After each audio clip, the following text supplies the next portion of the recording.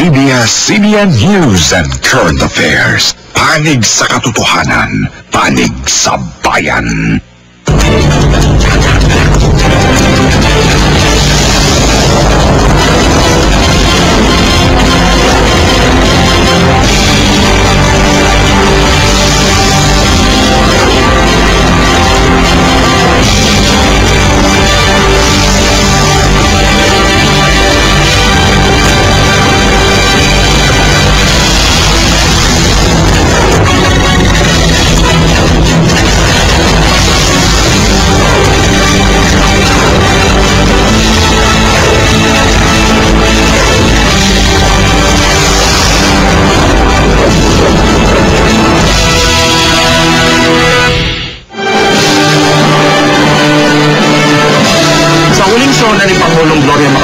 Ito ang bahagi ng kanyang ulat sa bayan. Dapat maging daan sa tagumpay sa agribusiness ang reforma sa lupa.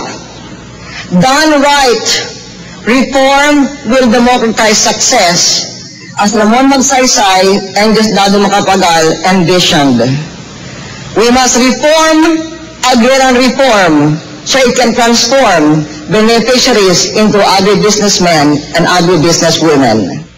Sa 6 na taon nagtayo tayo at nag-ayos. Ito ang matayog na nais makamit ng Pangulo sa sektor ng pansakahan sa ngalan ng reforma sa lupa. Sa bawat 10 Pilipinong magsasaka, 7 ang wala pa rin maituturing na sariling lupang sasakahin. Sa ngalan ng tunay na reformang pansakahan, ang lupang pangako tila patuloy pa rin napapako.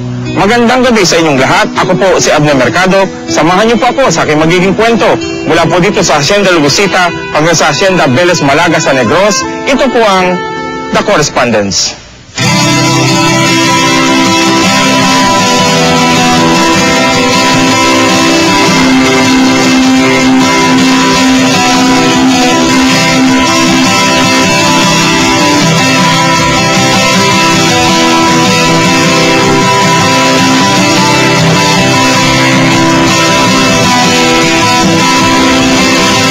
Tungo tayo sa kanayunan, sa Kabisayaan, sa Barangay Robles, Hacienda Beles Malaga, sa bayan ng La Castillana, sa Negros Occidental. Ating alamin kung tutugon ang kalagayan dito ng mga magsasaka sa mga tinura ng Pangulo sa kanyang huling zona.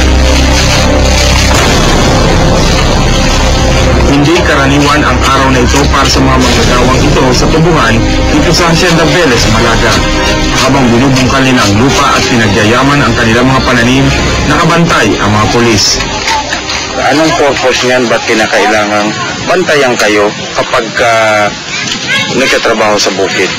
Bali, resulta na lang yan ng protesta namin noon sa Data Nacional kay Secretary Pangandaman na mapababa dito at mabigyan ng detachment o yung Community Police Action Center dito, yung kumpak. At kinakailangan bantayan kayo, inyo na itong lupa, di ba? Inyo naman talaga ito. Karapatan nyo. Kasi yung ano namin dito, yung eksperyensya namin, talagang itong si Mr. Robert Papuenta ay ginamit yung private guns at private army nila na pinapatay yung kasama namin. Bahagi ng halos 11 taong pagkipaglaban ng mga magsasaka dito na mapasa kanila ang lupang kanilang binubungkal. Pero nagmamatigas ang may-ari ng lupa na si Roberto Cuenca. Ayaw daw nitong kilalanin ang batas ang programa sa reforma sa lupa ayon sa mga magsasaka. Talagang ginawa niya na sa 11 years ay ginawa niya ng binastos niya yung batas at hindi niya kinikilala kahit na 3 beses na siyang pinadala ng DAR ng sulat na huwag na magkultiba kasi nasa pangalan na namin at kami na may-ari ng lupa. Talagang nag-insist siya na may mga problema pa daw sa mga legal, pero sa totoo nga lang ay yung issue niya lang i-delay yung implementasyon ng CAP. Gusto nang nakaumang ang tensyon sa buhay dito ng mga magsasaka na sa isang saglit lamang ay sisiklab ang karahasan. May nakaposting gwardiya sa kabilang bahagi papasok sa hacienda mismo ni Roberto Cuenca. Ito ang binabantayan ng militar ang umigting muli ang karahasan. Yung problema talaga yung bus parties eh. Kasi yung napagdating sa Langgar, nagbabatuhan sila, nag-away-away, ayaw na Ayaw namin mangyari yung nangyari ng June 4. Noong June 4, itinakda ang araw para bungkalin ng mga magsasaka ang lupang itinalaga na sa kanila ng kalihim ng Agrarian Reform na 53 hektarya ng lupa sa mahigit na 478 hektarya ng Hacienda Vélez, Malaga. Ang mga kuhang larawang ito ay bahagi ng documentation ng Task Force Mapalad, isang non-government organization na tumutulong sa mga magsasaka. Pero ang sanay payapang pagbubungkal ng lupa ay nauwi sa mga susunod na karahasan. Nakunan sa mga larawang ito ang mga blugad ni Cuenca na inumangan ng baril ang mga magsasaka.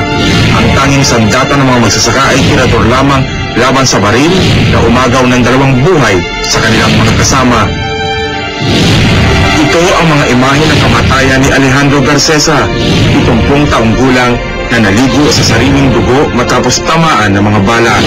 At si Eli Tupas, 52 taong gulang, 6 pa sa mga magsasaka dito ang nasugatan. Ito ang imahe ng mga napapagal ng katawan ng magsasaka sa kanilang pangarap na magkaroon ng sariling lupang bubungkalin.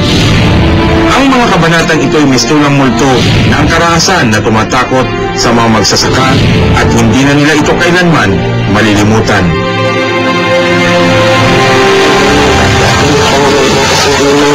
Ang padasal na ito ni Aling Clarita para sa asawang si Mang Alejandro makalipas ang 40 araw, nangungulila at sariwa pa din ang alaala ng karahasan.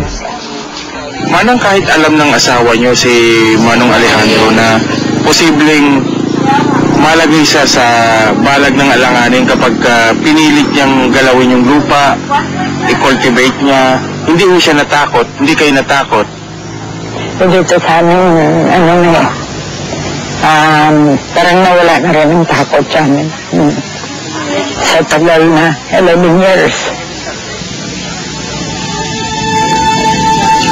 Nung nalaman nyo na yung asawa nyo po, gano'n ang nangyari, ano naging reaksyon nyo? Siguro akala mo sinakluban ka ng langit. Wala kang magawa ng gano'n yun eh. Medyo lakas lang ng loob eh, na sana hindi na maulit sa iba naming mga kasamaan. Mga pangarap namin, siyempre makuha namin ang lupa dahil ang tinatak naman namin. Hindi man kami nasagawa na sa panigabi ng gobyerno kung bakit ganyan pang nangyari. Nung nandoon na kami sa sa pag-hunger strike, kami yung mga babae, sabi namin, kung hindi ayaw talaga tayo pansinin ng mabuti pa magpakalbo muna tayo.